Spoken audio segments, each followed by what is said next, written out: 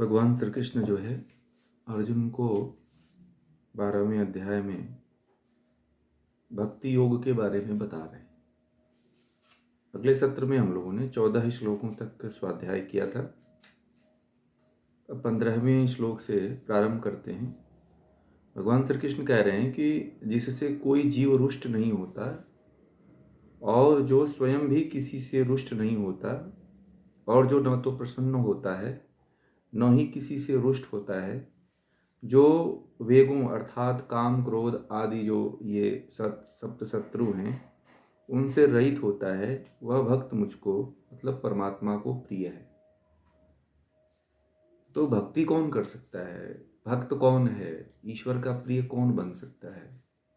ये बहुत महत्वपूर्ण विषय है कि कैसे आप परमात्मा के प्रिय बन जाओगे, भक्ति कैसे करोगे, कैसे परमात्मा तक आप पहुंच पाओगे। तो उसके लिए भगवान श्री कृष्ण कुछ ऐसे नियम बता रहे हैं, कुछ ऐसे शर्त रख रहे हैं कि यदि यह गुण आपके अंदर है तो आप परमात्मा के प्रिय हो सकते हैं। तो कहते हैं कि जिससे कोई जीव रुष्ट नहीं होता, मतलब कि आप किसी से नाराज नहीं होते हैं, रुष्ट नहीं होते हैं, किसी से रूठ नहीं जाते हैं आप, और स्वयं भी किसी से रुष्ट नहीं होता। या तो कोई आपके ऊपर क्रिया प्रतिक्रिया करता है तो भी आप उससे रुष्ट नहीं होते हैं, रूठते नहीं हैं, और न ही आप प्रसन्न होते हैं और न ही किसी से, और न ही फिर किसी और से भी आप जो है रुष्ट होते हैं, ऐसा भी नहीं होता है।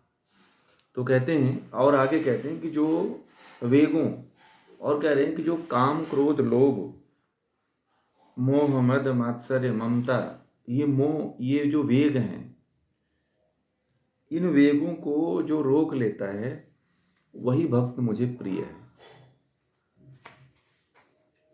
तो सबसे महत्वपूर्ण बात आती है कि कभी किसी से रूठना नहीं चाहिए, रुष्ट नहीं होना चाहिए।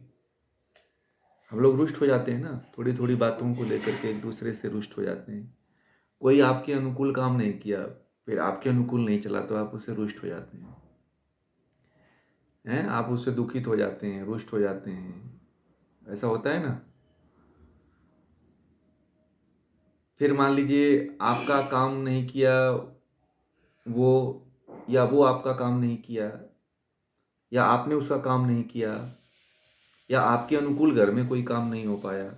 आप चाहते हैं कि मेरे घर में मेरे अनुकूल काम हो, तो आप भी यदि आपके अनुकूल घर में काम नहीं होता है तो भी आप एक दूसरे से रुष्ट हो जाते हैं, है ना। या कभी ऐसा होता है कि आपने बहुत मेहनत किया है किसी काम के लिए और आपको वहाँ पे ज़्यादा प्रश्रय नहीं दिया गया, तो वहाँ पे भी आप रुष्ट हो जाते हो कि मुझे तो पूछा ही नहीं गया, मुझे तो कुछ कहा ही नहीं गया, मेरे बारे में तो कुछ बोला ही नहीं गया। तो जब इस तरह से व्यक्ति रुष्ट होता है तो कहते हैं कि रुष्ट नहीं होना चाहिए। वह कभी भी कोई चाहे ऊंच नीच कोई भी समस्या होती है तो वहां पे रुष्टता अपने अंदर नहीं रखनी चाहिए, और ना ही कभी प्रसन्न होना चाहिए, ना ही कभी दुखित होना चाहिए। ठीक है, ना ही कभी बहुत ज्यादा प्रसन्न हो जाइए, ना ही बहुत ज्यादा दुखित हो जाइए, सम बने रहिए। और दूसरी सबसे महत्वपूर्ण बात कहते हैं कि काम क्रोध लोभ मोह मद मात्सर्य, ये 6 और ममता, ये 7 शत्रु हैं। यदि आप इन पर आप कंट्रोल कर लेते हैं तो कहते हैं कि वह जो साधक होता है, जो वह योगी होता है, वह मुझे प्रिय होता है, वह जो भक्त होता है वह मुझे प्रिय होता है। तो प्रिय बनने के लिए अपने भीतर निस्वच्छंदता, मतलब आपके अंदर किसी भी प्रकार का कोई कलह न हो, एकदम स्वच्छ निर्मल बच्चे की तरह कोमल होना सीखिए, कोमल होने का प्रयास करिए। आपने देखा होगा कि आप बहुत ज़्यादा कोमल नहीं हो पाते, थोड़ी थोड़ी बातों में रुष्ट हो जाते हैं, थोड़ी थोड़ी बातों में आप घबरा जाते हैं, एक दूसरे को कुछ उल्टा सीधा बोलने लगते हैं, कुछ कहने लगते हैं। तो इस तरह की भावना आपके भीतर नहीं होनी चाहिए। एक जो आम इंसान में बात होती है, वह आम इंसान हर चीज का तुरंत प्रतिक्रिया देता है, परंतु जो बुद्धिमान होता है वह हर चीज की प्रतिक्रिया नहीं देता है। उन प्रतिक्रियाओं से वह ऊपर उठ चुका होता है। आप देखें कि हमारे अंदर ये सभी समस्याएं हैं। छोटी छोटी बातों पे रुष्ट होना या उसकी क्रिया प्रतिक्रिया कर देना, ये समस्या तो सभी के भीतर है, परंतु उसको ये पता नहीं है कि ये जो समस्या है वो वास्तव में समस्या है। उसको लोग अपना व्यवहार बना लेते हैं। लोग उसको अपना व्यवहार बना करके जीते हैं। नहीं, हम तो ऐसे ही हैं और इसी तरह से जीवन को जिएंगे। और भगवान श्री कृष्ण कहते हैं कि यदि भक्त बनना है तो निश्चल होना पड़ेगा, निष्ठुर होना पड़ेगा। आपको एकदम बच्चे की तरह कोमल हृदय होना चाहिए। बच्चे को देखो, बच्चे को माँ मारती है ना, तो बच्चा माँ से रूठता नहीं है। कुछ देर बाद थोड़ा सा इधर उधर रोएगा, फिर माँ से जाके मिल जाता है। फिर वैसा ही लाड, वैसा ही प्यार, वैसा ही सब भूल जाता है। तो आप सभी एक गृहस्थ जीवन में हैं, आपस में झगड़े होते हैं, तो आप लोग तो इसके अभ्यासी हैं। माइक बंद कर लीजिए। तो इसमें क्या होता है कि एक दूसरे से बात भी कर लेते हैं, तो उसमें इस तरह की भावना नहीं होनी चाहिए, रुष्टता की भावना नहीं होना चाहिए। एकदम बच्चे का हृदय बनाइए, ठीक है। एकदम बच्चे का, अपने अंदर अहंकार मत पालिए कि मैं कुछ हूं या मैं बहुत बड़ा हूं।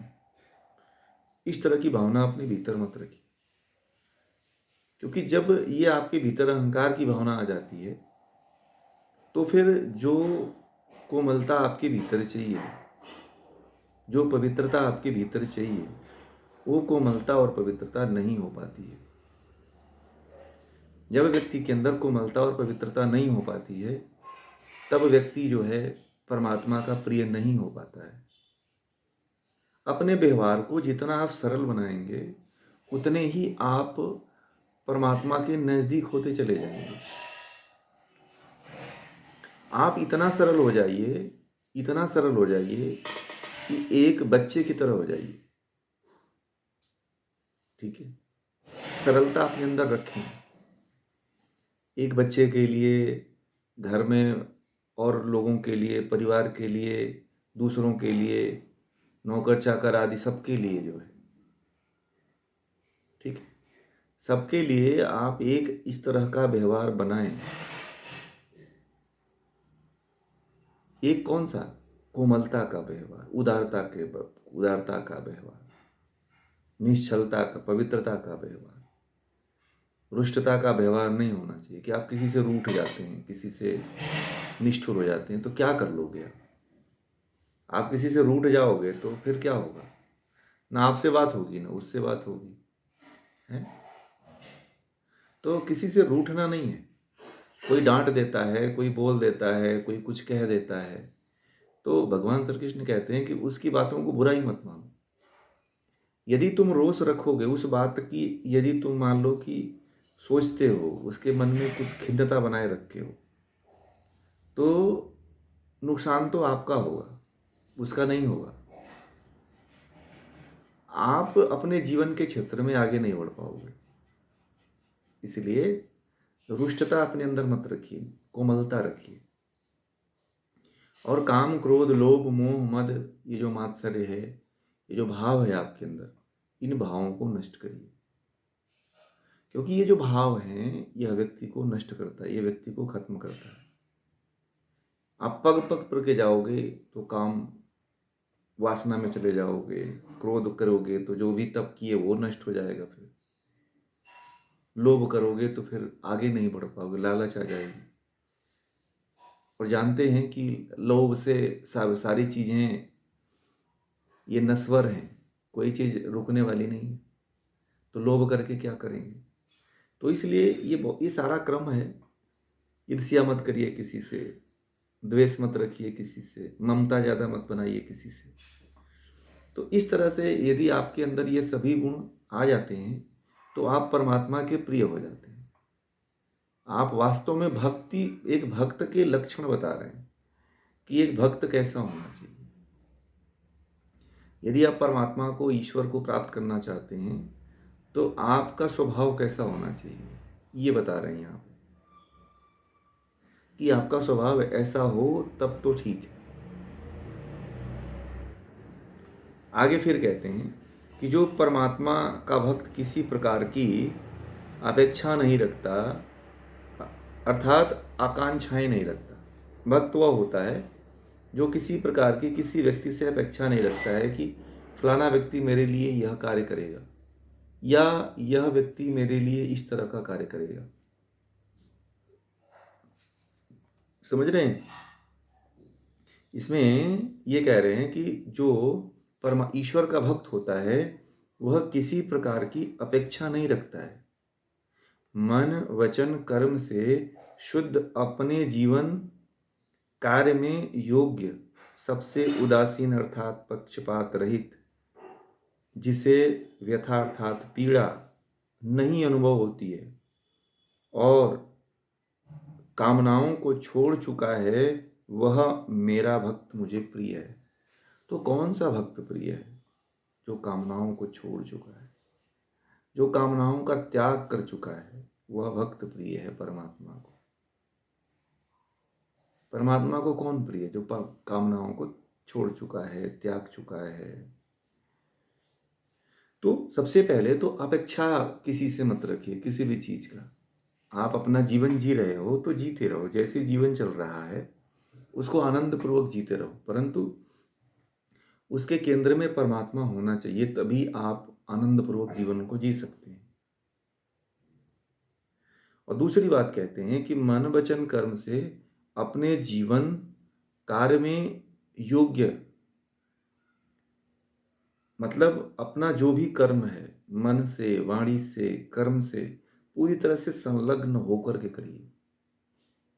ठीक है? ऐसा नहीं कि ये आज काम करना है कल नहीं करना है। ऐसा नहीं कि ये हमें ये गीता पढ़नी है, एक दिन पढ़ना है दूसरे दिन छोड़ देना है, ये भाव नहीं रखना है। अच्छे बुरे का भाव नहीं रखना है। हमें जो ज्ञान है, जो ईश्वर के द्वारा हमें मिल रहा है, उस ज्ञान को मन वचन कर्म से धारण करना है।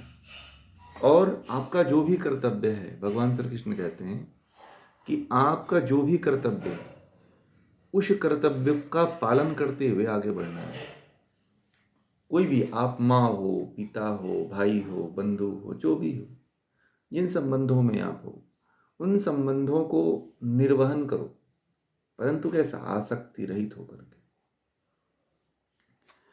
ऐसा नहीं कि आपको गीता पढ़ रहे हो तो साधु बन जाना है, घर छोड़ देना है, संन्यास ले लेना है, ये भाव नहीं रखना है। वास्तविक संन्यास तो गृहस्थ में ही होता है। जो गृहस्थ में रह करके संन्यास हो जाए, उससे बड़ा तो सन्यासी जो घर छोड़ के जाता है वो भी नहीं है। हमारे जितने ऋषि मुनि भगवान लोग हैं सभी तो गृहस्थ में थे ही ना, और गृहस्थ में रह करके ही परमात्मा को प्राप्त किए थे, ईश्वर को प्राप्त किए थे। तो इसलिए मन वचन कर्म से अपने कर्तव्य का निर्वहन करते हुए परमात्मा की तरफ आना है, परंतु उन कर्मों में आसक्त नहीं होना है कि मुझे यही घर के कार्य, अन्य कार्य, जो भी कार्य है उसी में आसक्त होना है। ऐसा नहीं करना है, उसमें आसक्त ही हो जाना है आपको। ये भाव तो रखना ही नहीं है अपने अंदर। और सबके प्रति पक्षपात रहित हो जाना, उदासीन, सबसे उदासीन मतलब पक्षपात। किसी से पक्ष विपक्ष की भावना मत रखो। जैसे परिवार है तो आपके मान लीजिए 2 लड़के हैं या 2 लड़कियां हैं, तो आप लड़की में या लड़के में भेदभाव मत करो। या बड़का 2 लड़के हैं, बड़ा या छोटा, तो आप बड़े या छोटे में भी भेदभाव मत रखो। ये पक्षपात की भावना नहीं होनी चाहिए। दोनों आपके पुत्र हैं और दोनों में समान भावना आपको रखनी चाहिए। चाहे बहू हो तो बहू में भी समानता की भावना रखनी चाहिए। आपको किसी के प्रति पक्षपात, आपकी बेटी है, किसी दूसरे की बेटी आपके घर में बहू बन करके आई है, तो उसके साथ भी वही भाव रखिए। पक्षपात नहीं होना चाहिए कि ये तो कहीं और से आई।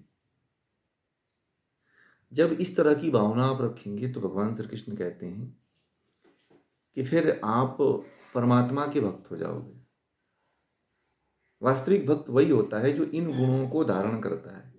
भक्त के लक्षण बता रहे हैं भगवान श्री कृष्ण। भगवान श्री कृष्ण ने पूरे अध्याय में कहीं नहीं कहा कि भक्ति के लिए आपको लड्डू गोपाल बनाना है और उसकी पूजा करनी है। भगवान श्री कृष्ण गीता में ये बात कह रहे हैं पूरा कि आपको क्या भक्ति के लिए क्या गुण होना चाहिए, भक्त बनने के लिए आपके अंदर क्या क्या होना चाहिए। आप इस बात को समझिएगा आप लोग, क्योंकि आप जो जिस दिशा में जा रहे हो वो दिशा सही नहीं है, क्योंकि उसमें आपके अंदर कोई प्रभाव नहीं पड़ रहा है, आपका कोई परिवर्तन नहीं हो रहा है। ठीक है, तो सभी के प्रति पक्षपात भावना से रहित होना है। पक्षपात किसी से नहीं करना है, किसी के प्रति नहीं करना है। एक छोटे से जानवर के प्रति भी पक्षपात की भावना नहीं रखनी है, एक छोटे से जीव के प्रति भी पक्षपात की भावना नहीं रखनी है।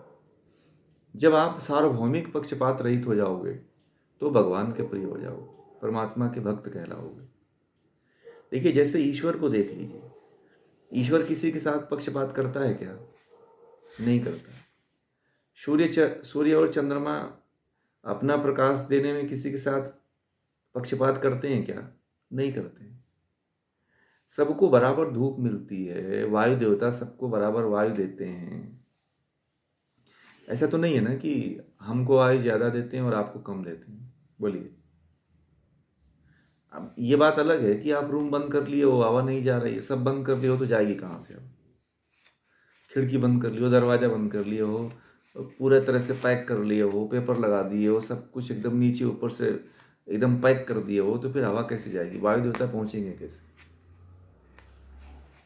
है कि नहीं? उसके लिए तो खुला स्थान चाहिए। परमात्मा सबके लिए पक्षपात रहित कार्य करता है, परंतु यह है कि हम ये सोचते हैं कि हमें ये चीज़ नहीं मिल पाया, उसको मिल गया। इस तरह की भावना भी नहीं रखनी चाहिए, और यही अपने जीवन में किसी व्यक्ति के प्रति नहीं रखना चाहिए पक्षपात की भावना। किसी भी व्यक्ति के प्रति पक्षपात की भावना से रहित होना चाहिए कि मुझे किसी के प्रति पक्षपात की भावना नहीं करनी है।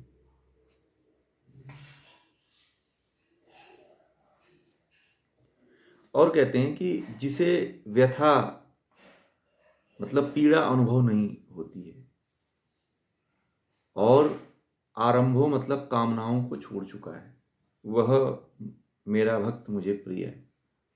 तो भक्त के लक्षण बता रहे हैं कि अगर पीड़ा भी हो तो पीड़ा का अनुभव ना करें।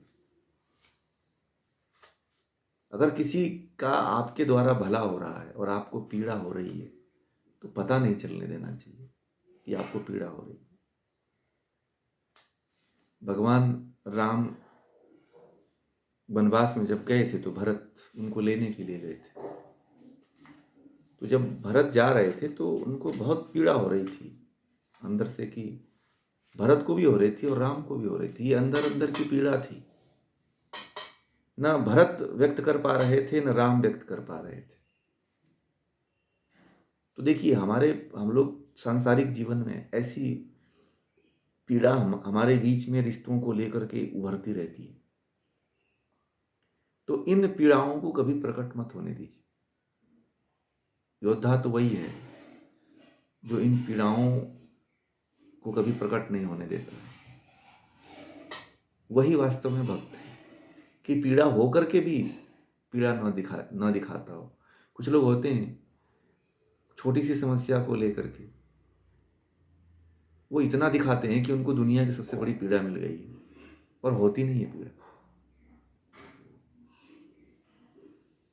आप ऐसे जीवन को जियो कि किसी के द्वारा आपको पीड़ा भी प्रकट हो रही है। ये पारिवारिक दृष्टि से बता रहा हूँ आपको, ये दुनिया की दृष्टि से नहीं। दुनिया दो, अगर आपको पीड़ा दे रही है तो उसका निवारण करो, परंतु परिवार की जहाँ बात आ जाती है तो वहाँ पे पीड़ा को ऐसे ही निगल जाना चाहिए। तो परिवार चल पाता है, जीवन चल पाता है, संसार चल पाता है। आप लोग ज़्यादा अनुभव है आप लोगों को, और बहुत बहुत से लोग इस तरह का जीवन जीते हैं कि उनके जीवन में पीड़ाएं तो बहुत है परंतु प्रकट नहीं करते। मुझे बहुत से लोग मिलते हैं अकेले में, तो अपनी व्यथाएं बताते हैं, अपनी पीड़ाओं को व्यक्त करते हैं, परंतु उनसे मिलो तो मुस्कुराते हुए दिखेंगे कि लगता है कि उनका परिवार बहुत समृद्ध है और वह बहुत अच्छे हैं अपने परिवार में।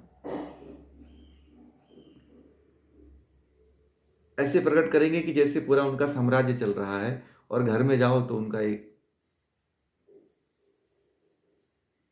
उनका कोई अस्तित्व ही नहीं है, ऐसा होता है। ठीक है, परंतु बाहर से व्यक्त नहीं करते हैं कि मुझे इतनी पीड़ा है। मैंने ऐसे ऐसे बहुत से लोगों को देखा है जिन्होंने सब कुछ कर दिया परंतु उनका अस्तित्व कुछ भी नहीं, अपने परिवार के लिए, अपने बच्चों के लिए, अपने पत्नी के लिए। और बहुत सी महिलाएं जो है अपने पूरे जीवन को न्यौछावर कर दी हैं अपने पूरे परिवार के लिए, परंतु उन महिलाओं का भी अस्तित्व उस परिवार में नहीं है। न सम्मान है, न मान है, न इज्जत है। तो वो भी महिलाएं व्यक्त नहीं कर पाती अपने व्यथा को, कहीं अकेले में रो लेती। तो भगवान श्री कृष्ण कहते हैं कि इस तरह का यदि गुण है आपके अंदर तो आप मेरे भक्त हो, और होना भी चाहिए। जीवन को चलाना है, एक एक सामाजिकता को अगर निर्वहन करनी है तो जीवन तो कहीं ना कहीं तो किसी न किसी को तो तीखा मिर्च खाना ही पड़ेगा। बोलिए, पूरा भोजन तो मीठा नहीं होता है ना। भोजन करते हैं तो तीखा भी खाना पड़ता है कि नहीं? बोलिए, आप भोजन करते हैं तो तीखा नहीं खाओगे तो भी नहीं मजा आता है।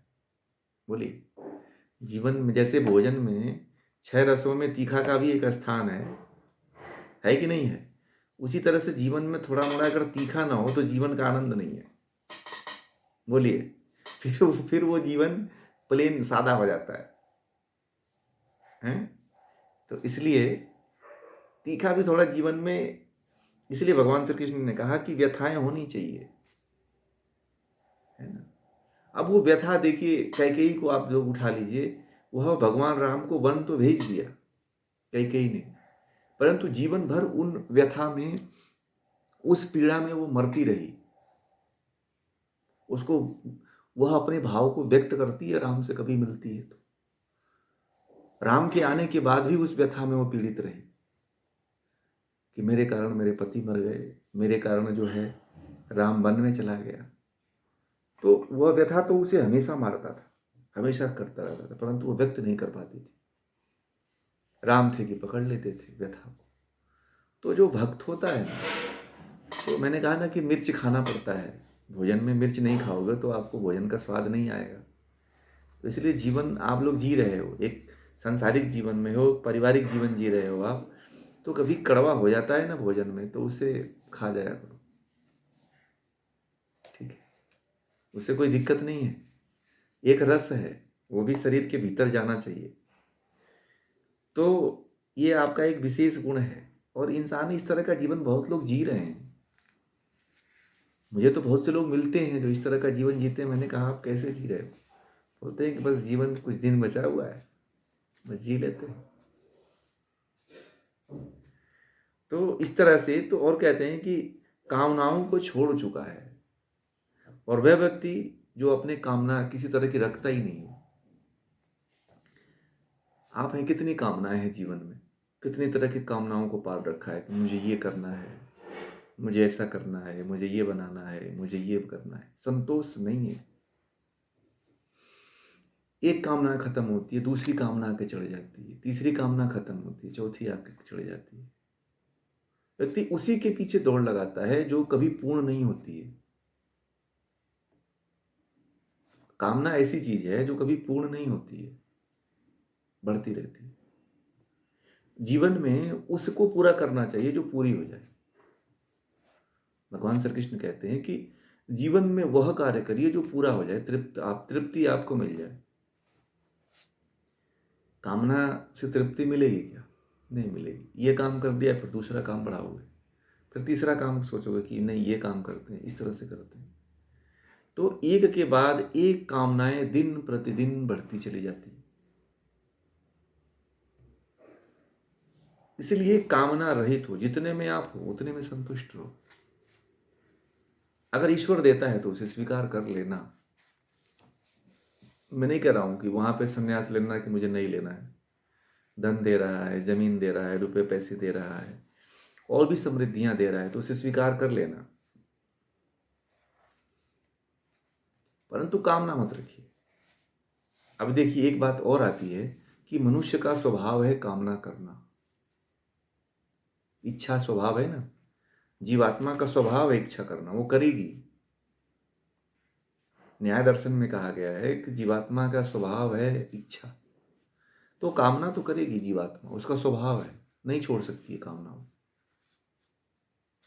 परंतु भगवान श्री कृष्ण कहते हैं कि कामनाओं का त्याग करो। कैसे करोगे भाई? इच्छा तो बिना इच्छा के तो आप कुछ, मैंने कल भी कहा था कि बिना इच्छा की गीता पढ़ नहीं रहे हो। कुछ ना कुछ तो मन में इच्छा है ना कि गीता पढ़ लेंगे तो मुक्ति मिलेगी, ज्ञान मिल जाएगा, अपने धर्म ग्रंथ को जान जाएंगे।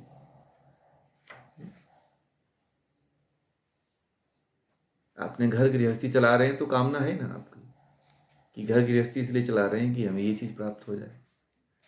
नौकरी इसलिए कर रहे हैं या कुछ व्यवसाय इसलिए कर रहे हैं कि हमें ये चीज़ प्राप्त हो जाए।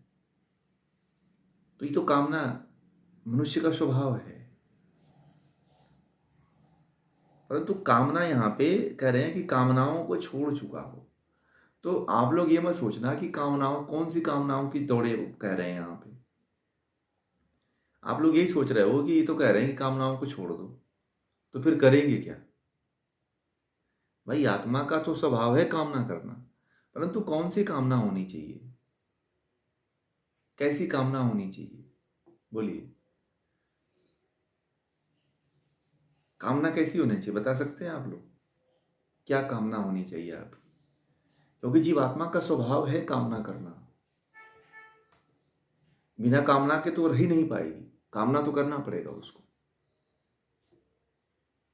एक मिनट एक मिनट। सब बोलिए।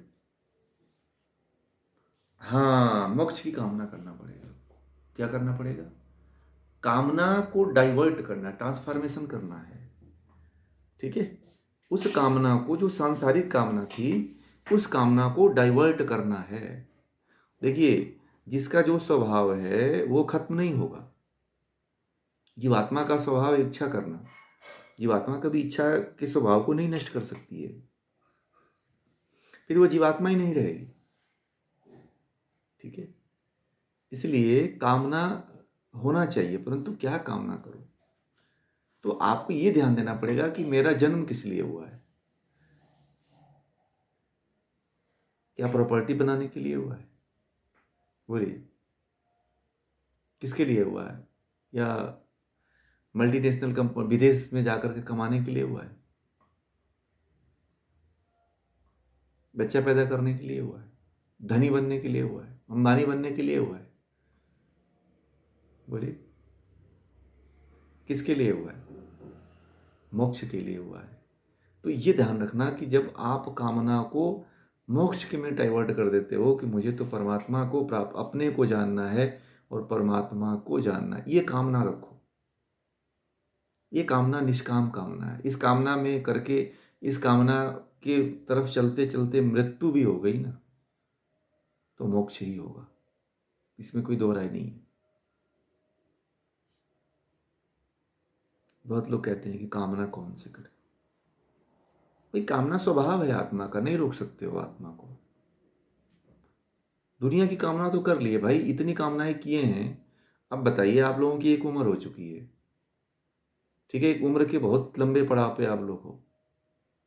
आपने जीवन में कम से कम हजारों कामनाएं किया होगा, उसमें से कितने प्रतिशत कामनाएं पूरी हुई आप लोगों की? बताइए,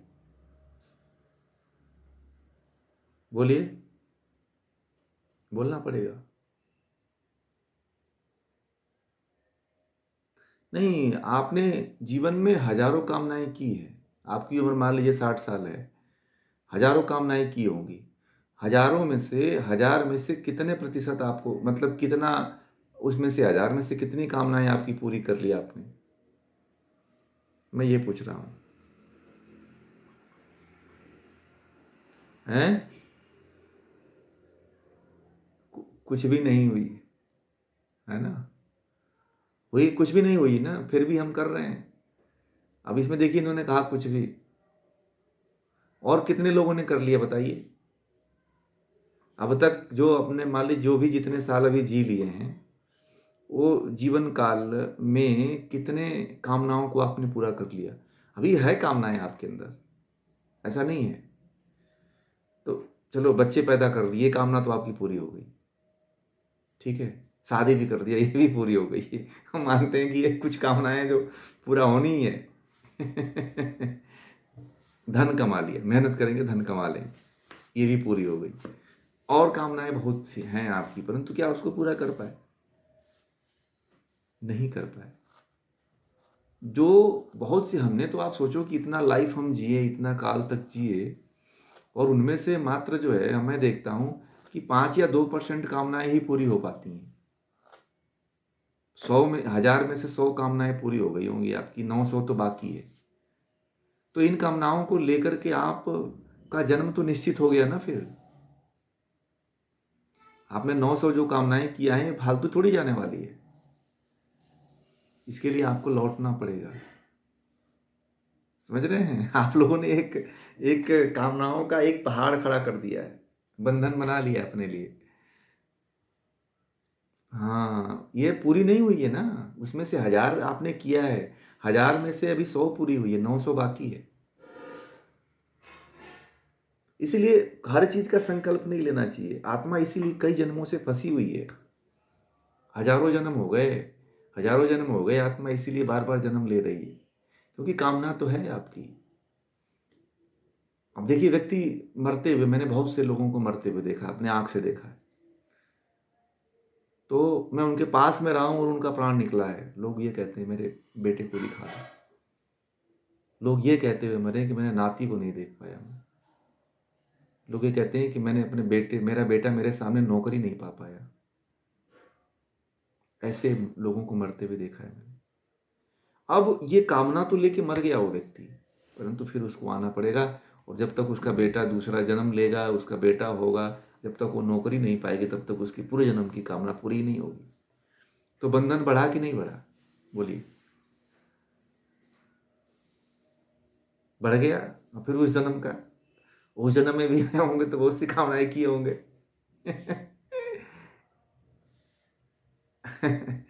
मतलब एक पूरा पहाड़ खड़ा है, इतनी कामनाएं आपने पाल रखी। तो भगवान श्री कृष्ण इसलिए कह रहे हैं कि उनको पता है कि ये जो मनुष्य है वो एक जन्म का नहीं है, वो तो हजारों जन्म से जन्म ले रहा है। वो तो पहले से परमानेंट उसकी कामनाएं पड़ी हुई है। इसलिए भगवान श्री कृष्ण ने गीता में कह दिया कि कामना रहित हो जाओ, कामनाओं को छोड़ दो। ऐसे नहीं कह देती, ये सुनने में आपको हल्का लगता होगा कि चलो कामनाओं को छोड़ दो, ये सुनते होगे, कान से निकाल देते होगे, आप कुछ पल्ले नहीं पड़ता होगा। परंतु जब इसकी गहराई में आप जाओगे, तो आप पता नहीं कितनी कामनाएं, अभी बैठे बैठे पता नहीं कितनी कामनाएं कर ली होंगे। किसी वस्तु को देखा, तुरंत आता है कि अरे मैं ऐसे काम करूंगा। फिर किसी खाने वाले पदार्थ को देखे, बोले अरे ये तो बहुत अच्छा है, मैं भी ऐसे खाऊंगा कभी, उसकी भी कामना हो गई। एक साधु था, कहानी बता दूं तो आप लोगों को ज्यादा स्पष्ट हो जाएगा। एक साधु था, जीवन पर्यंत जो है साधु रहा और लोगों की सेवा करता रहा। जीवन, जब जब वह साधु बना, नवयुवक था। साधु बनने से पहले नवयुवक था, और उसने, उसके मन में एक व्यक्ति था, वह मछली बेच रहा था और बना करके बेच रहा था। उसको देखा और उसके जीभ पे पानी आ गया, और उसके कामना हो गई कि काश मैं भी मछली खाता, मुझे मछली खाना है। फिर वह अपने आप को कंट्रोल कर लिया। यह विचार उसके मन में करीब 15 से 20 दिन तक चला कि मुझे मछली खाना है, मछली खाना है। अब इस भाव को लेकर के, इस बात को लेकर के वो साधु बन गया। और भी कई कारण रहे, उसके घर में और भी मौतें हो गई थी, और वह साधु बन गया। अब कामना है उसके अंदर, अभी जिंदा है कामना।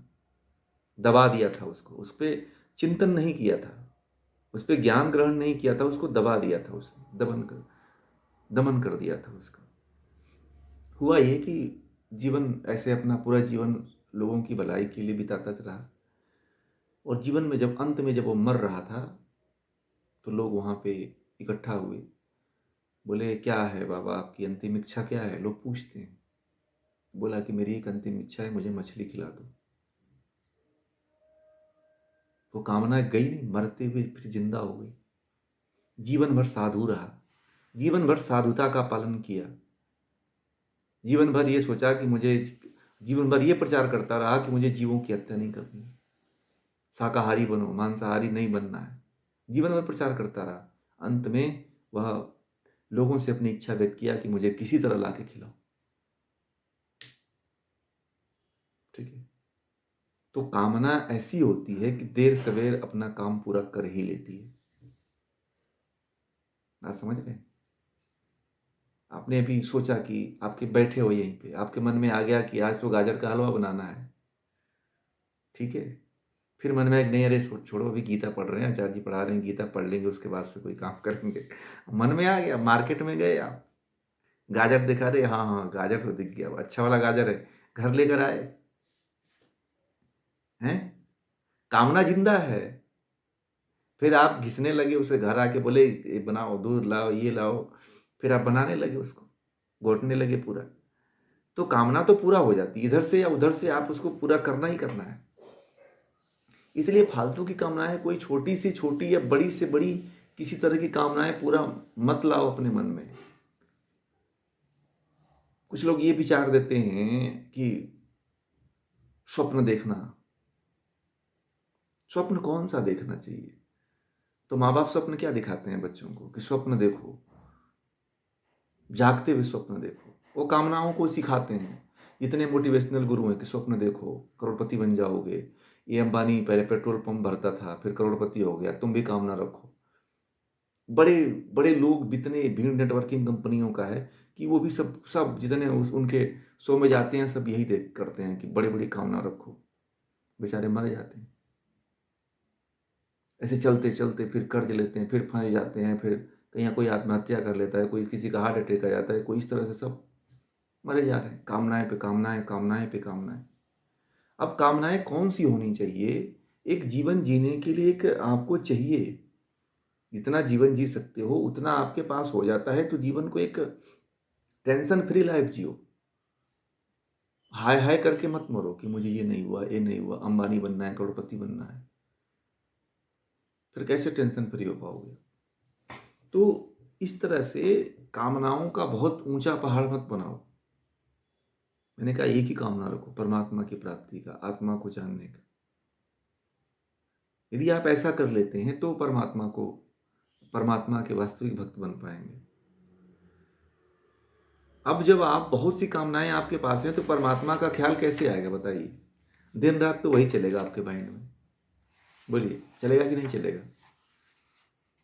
कि मुझे वो खरीदना है, मुझे वो ज़मीन लेना है, वो मुझे प्रॉपर्टी बेचना है, बिक नहीं रही है, वहाँ सस्ता है, वहाँ खरीदना है ना? ये काम करना है, फिर बैंक में जमा करना है, यहाँ पे ज़्यादा परसेंटेज मिल रहा है, फिर स्टॉक मार्केट में लगाना है, फिर म्यूचुअल फंड में लगाना है। तमाम तरह की कामनाएं हैं। तो 2-4 साल में एक लोग करोड़पति हो गए, हम भी लगा देते हैं, हम भी करोड़पति हो जाएंगे कुछ सालों में। तो इस तरह की तमाम तरह की विचार भावनाएं आपके मन में चला चला करती हैं। कामनाओं पे काम, मैंने बोला ना कि उसमें से आप 1000 कामनाएं हैं, उसमें से 100 कामनाएं पूरा कर पाते हो, वो भी बाई लक। उसमें से 100 भी नहीं पूरा होती हैं। अब इन्होंने कहा ना कि कुछ नहीं पूरा होती हैं, यही होता है। इसलिए भगवान श्री कृष्ण बार बार कहते हैं कि कामना रहित हो जाओ, दूसरे जन्म का झंझट मत पालो। अगर दूसरे जन्म की झंझट पालना है तो कामनाओं का पहाड़ खड़ा करो फिर। ठीक है।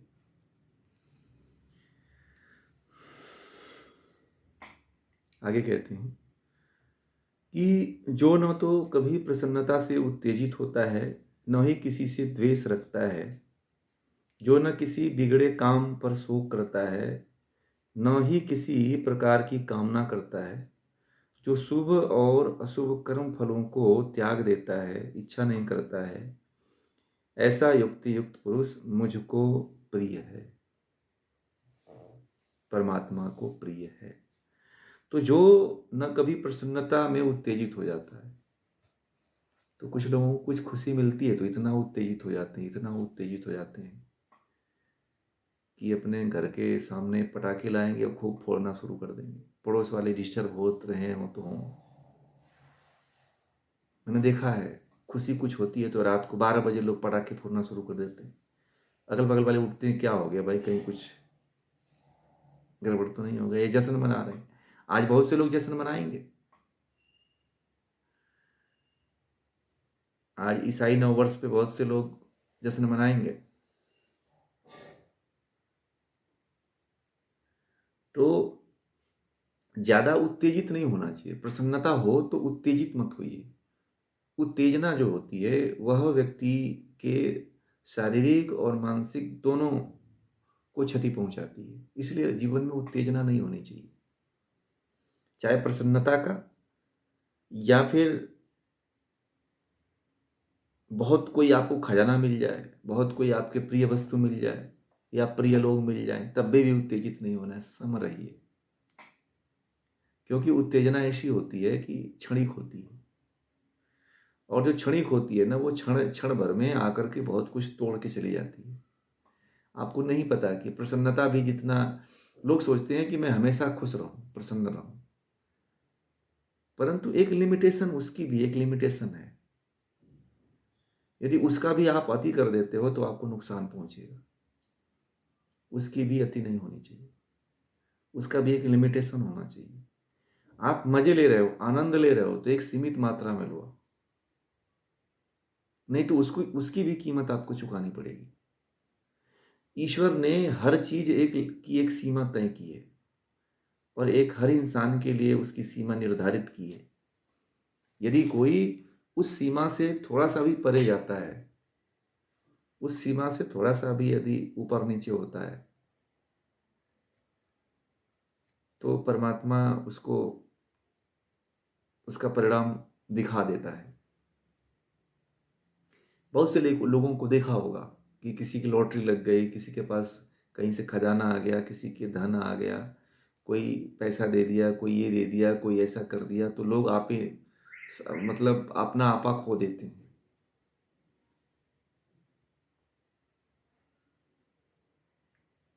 और इतना प्रसन्न होते हैं, इतना प्रसन्न होते हैं कि उसके लिए लाखों करोड़ रुपए खर्च कर लेते हैं, और होता है नुकसान, उनको कुछ नहीं होता है। आजकल देखो, आजकल एक समस्या, मैं समस्या नहीं कह लीजिए, एक रिवाज कर लीजिए।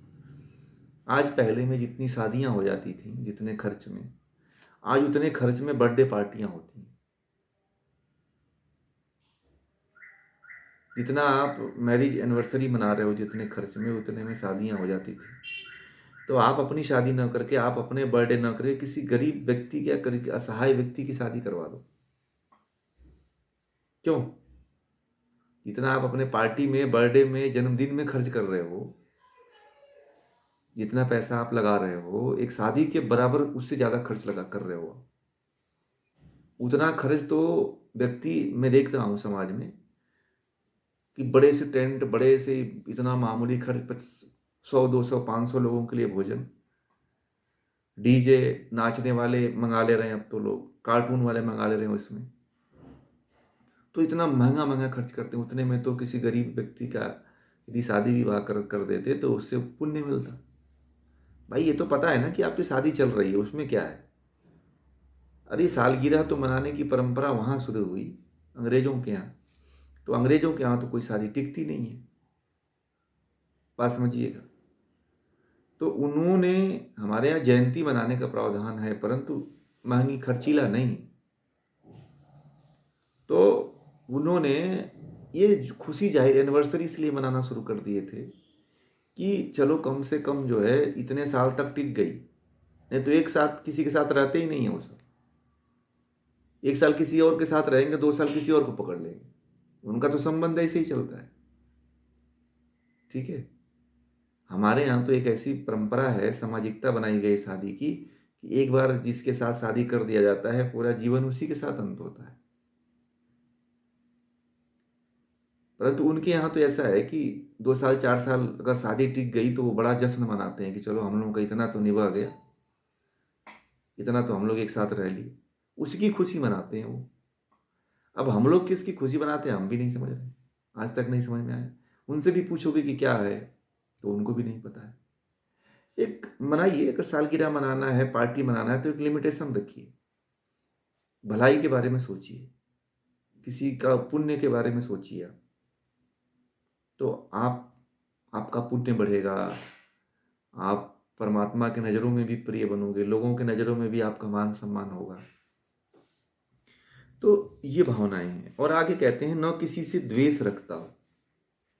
किसी से द्वेष नहीं रखना चाहिए, किसी के प्रति विद्वेष की भावना नहीं रखना चाहिए, घृणा की भावना नहीं रखना चाहिए। कोई आगे बढ़ रहा है तो उसे प्रोत्साहन, उसको देख करके प्रसन्न होना चाहिए, प्रोत्साहित करना चाहिए उसको।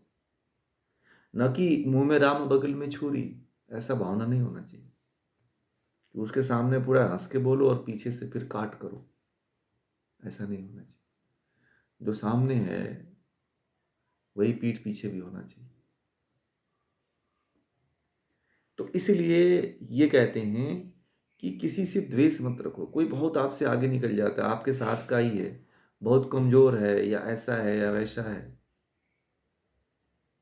तो भी आप कभी भी किसी भी प्रकार का कोई द्वेष की भावना मत रखो, घृणा की भावना मत रखो, जलो मत उसको देख करके। वो तो बढ़ेगा, आपका नुकसान होगा। आपको लगता है कि मैं इससे द्वेष करूंगा तो मैं आगे बढ़ूंगा। लगता है कि आप उससे द्वेष कर लोगे तो क्या बिगाड़ लोगे, आप उससे अलग हो जाओगे बस। उससे बात नहीं करोगे, उससे मिलोगे नहीं, उसके कार्य को नहीं देखोगे, उससे उससे अपना संबंध नहीं रखोगे, बस यही तो करोगे आप। परंतु जो काम आपका उसके साथ रहने से बन रहा था, उसके उससे अलग होने से आपका काम नहीं बनेगा। ये बात तो आप लोग समझ लीजिए। तो नुकसान किसका हो रहा है? नुकसान तो अपना हो रहा है। तो कहते हैं ना, ईर्ष्या जो होती है ना, द्वेष ये वो होता है कि सबसे पहले स्वयं को नष्ट करता है, दूसरा नहीं नष्ट होता है उसमें। जो आग होती है ना, पहले अपने ही बाती को जलाती है, तब जलती है। समझ रहे हैं? तो यदि ईर्ष्या की आग लगा रहे हो तो बाती जलानी पड़ेगी फिर। ठीक है। और वह ऐसी बाती होती है ना कि पूरा आग को, तेल को जला भी डालती है और बाती को भी जला डालती है। इसलिए ईर्ष्या मत करना किसी से। आप लोग डेली दीपक जलाते हो ना, हैं? जलाते हुए देखते हो आप कभी कि दीपक जलता है, उसमें से जो तेल डालते हैं या घी डालते हैं वो भी जल जाता है, और अंत में दीपक भी जल जाता है।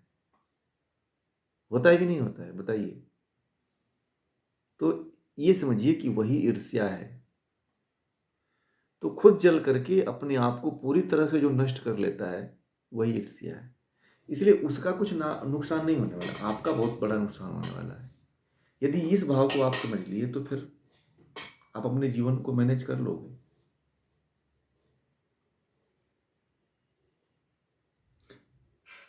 और कह रहे हैं कि जो ना किसी बिगड़े काम पर शोक करता है। चलो आपका बहुत अच्छा काम होने वाला था, वो बिगड़ गया, आप उस पर भी शोक नहीं करना है। चलो हो गया हो गया, क्या करना है, मेरा काम होने वाला था नहीं हुआ। इसलिए आसक्ति मत रखो, बहुत ज़्यादा अटैचमेंट मत रखो कि मेरा काम हो जाए। नहीं हुआ नहीं हुआ, फिर आगे कहीं होगा। ठीक है। एक जगह नहीं, परमात्मा कहीं और चुन करके रखा हुआ है। हो सकता है यहाँ नहीं होगा, कहीं और होगा। ठीक है। और आगे कहते हैं कि न किसी प्रकार की कामना करता है। और कामना की बात वही मैंने कह दिया, ऊपर की जो बात है, जो शुभ और अशुभ कर्म फलों का त्याग त्याग देता है, ऐसा युक्ति युक्त पुरुष परमात्मा को प्रिय होता है। तो शुभ और अशुभ दोनों प्रकार के जो कर्म फल आपको मिलते हैं उसका त्याग कर देना चाहिए। अगर आपके जीवन में परमात्मा बहुत कुछ अच्छा कर रहा है आपके कर्मों के द्वारा, तो उसकी भी बहुत बड़ी कामना नहीं करनी। जैसे आज आपने बहुत अच्छा कर्म कर दिया, तो आप ये मन में मत रखो कि मैंने ये काम अच्छा किया है, अब इसका फल मुझे परमात्मा अच्छा देगा। और बुरा कर्म आपने किया है तो उस बुरे कर्म से द्वेष नहीं करना है कि अरे मुझे तो बुरा कर्म मिल रहा है, मिलेगा, इसका फल मिलेगा, उसकी भी इच्छा नहीं करनी है। जो होगा सो होगा, परंतु आगे से हमें बुरा कर्म नहीं करना, अच्छा ही करना है। और अच्छे कर्म पे ज़्यादा आसक्ति नहीं रखनी है कि चलो हमने ये कर दिया तो मुझे ये होगा, ये भी नहीं रखनी है भाव, ऐसा भी भाव नहीं रखना है। तो अच्छे और बुरे दोनों कर्मों के फल को त्याग देना है कि चाहे मुझे अच्छा मिले तो या बुरा मिले तो सब स्वीकार है। देखिए, अगर आपके जीवन में अच्छा मिलता है तो उसको भी स्वीकार कर लीजिए, यदि बुरा होता है तो उसको भी स्वीकार करिए। क्यों क्यों स्वीकार करिए? आप ही बताइए, आप सभी के जीवन में बुरा होता है तो क्या बोलते हैं? अच्छा उसको स्वीकार करते हैं, बोलते हैं हमारे जीवन में बहुत बुरा चल रहा है, मेरा बुरा समय चल रहा है। और अच्छा होता है तो किसी से नहीं कहने जाते हो कि मेरे जीवन में अच्छा समय आ गया है। ये दोनों ही आपकी ही उत्पत्ति है, इन दोनों को आपने ही जन्म दिया है। अच्छे और बुरे दोनों कर्मों के फलों को कौन जन्म दिया है? बोलिए, कौन दिया है?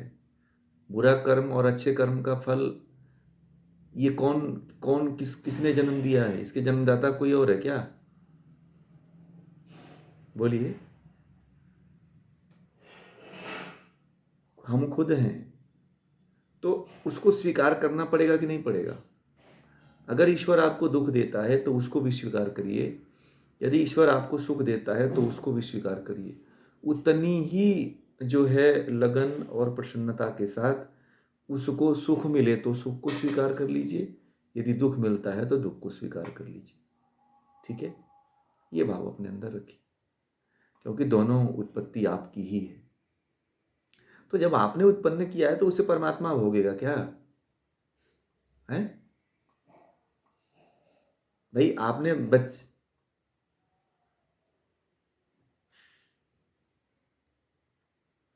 हाँ, नहीं चलेगा। तो स्वीकार कर लीजिए, एक स्वीकारोक्ति होनी चाहिए कि आपको जो दुख मिल रहा है उसके प्रति ज़्यादा, कुछ लोग होता है ना, अगर किन्हीं को कुछ दिन बीमारी हो गई तो भगवान को गाली देने लगते हैं। वो कहते हैं कि पता नहीं भगवान भी मुझे ही मार रहा है। अरे भाई, आपने इस तरह का कर्म किया है, परमात्मा को गाली क्यों दे रहे हो? परमात्मा तो न्याय करता है। एक मैंने बूढ़ी औरत को, महिला देखा मैंने, मेरे गांव में थी वो, करीब उनकी 80-90 साल की उम्र हो गई थी, और वो घींचते हुए चलती थी और खूब गाली देती थी, भगवान को खूब गाली देती थी। कहती थी कि हमारा वो हमारे लिए उसका पता नहीं क्या सूख गया है, उसको हमको उठा नहीं रहा है, हमको मार नहीं रहा है। उनको बड़ा कष्ट होता था, घींच करके चलती थी। जमीन पे उनका पैर घिस गया था, ये नीचे का पूरा पोर्शन घिस के चमड़ी सफ़ेद हो गई थी घिसते घिसते। तो वो ये बार बार इसलिए गाली देती थी भगवान को कि परमात्मा मुझे उठा क्यों नहीं लेता है। ठीक है, तो वह उनको लगता था कि ये परमात्मा जान करके मुझे नहीं उठा रहा है। भाई, कर्म का फल जब तक आपको भोगना है तब तक तो भोगना पड़ेगा, ऐसे नहीं मृत्यु होती है। जितना जब तक आप भोगोगे नहीं, देखिए मैंने पहले भी कहा हूं कि कर्म, जो भी आप कर्म कर रहे हो, कर्मों के फलों को भोगे बिना कोई रास्ता नहीं है। कोई भी कर्म कर रहे हो उस कर्म को तो आपको भोगना ही पड़ेगा, ये तो मान लीजिए आप।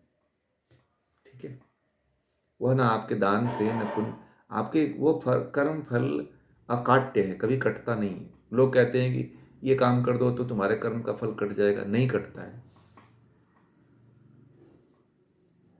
ठीक है, तो ये है। तो कल हम लोग आगे फिर इसकी बात करेंगे, आज इतना ही रहने दें।